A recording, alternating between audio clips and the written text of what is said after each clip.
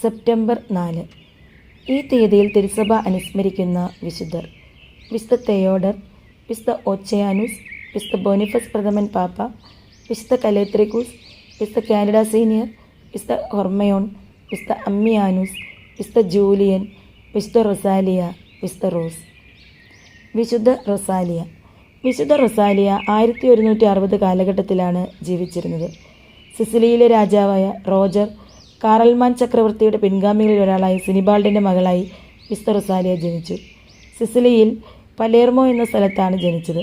14 വയസ്സ് മാത്രം പ്രായമുള്ളപ്പോൾ അത്യാകർഷണമായ സൗന്ദര്യം റൊസാലിയയ്ക്ക് അപകടം വരുത്തുമെന്ന് പറഞ്ഞ് പരിശുദ്ധ കന്യകാമറിയം പ്രത്യക്ഷപ്പെട്ടു എന്നാണ് പറയപ്പെടുന്നത്.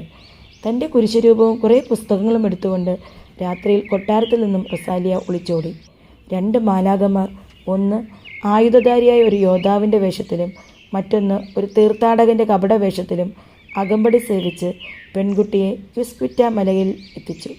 പിന്നീട് പലേർമോയിൽ നിന്നും 3 നാഴിക ദൂരെ പെല്ലേഗ്രീനോ മൗണ്ടിൽ ഒരു ഗുഹയിൽ റൊസാലിയ താമസമർപ്പിച്ചു.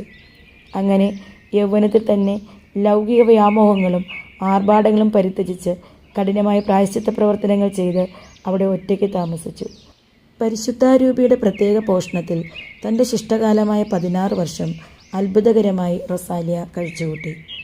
റൊസാലിയ 30ാമത്തെ വയസ്സിലാണ് നിര്യാതയായത്. നീണ്ട നിഷ്ഫലമായ അന്വേഷണങ്ങൾക്ക് ശേഷം റൊസാലിയയുടെ ശരീരം 17ാം നൂറ്റാണ്ടിൽ ഒരു സ്ഫടികക്കൂട്ടിൽ അടക്കം ചെയ്യപ്പെട്ട നിലയിൽ കണ്ടെടുത്തു.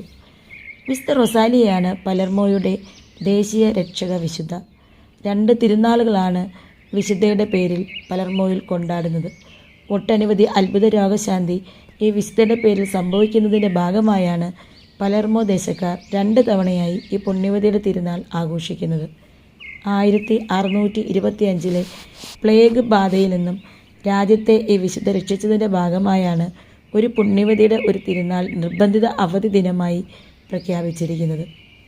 രോഗശാന്തി, മഹാമാരിയിൽ നിന്നുള്ള വിടുതൽ തുടങ്ങിയവയുടെ രക്ഷാധികാരിയായിട്ടാണ് റൊസാലിയ പുണ്യവതിയെ തിരുസഭ അംഗീകരിച്ചിരിക്കുന്നത്. ഏറ്റവും എളിമയോടെ എല്ലാ ലൗകിക സുഖങ്ങളും വെടിഞ്ഞ് ലോക നന്മയ്ക്ക് വേണ്ടി തൻ്റെ ജീവിതകാലം മുഴുവൻ ചെലവഴിച്ച വിശുദ്ധ റൊസാലിയെ രോഗപീഠകൾ മൂലം ആശുപത്രികളിലും സ്വഭവനങ്ങളിലും വിഷമിക്കുന്ന എല്ലാവർക്കും വേണ്ടി കർത്താവായ യേശു ക്രിസ്തുവിനോട് പ്രാർത്ഥിക്കണമേ.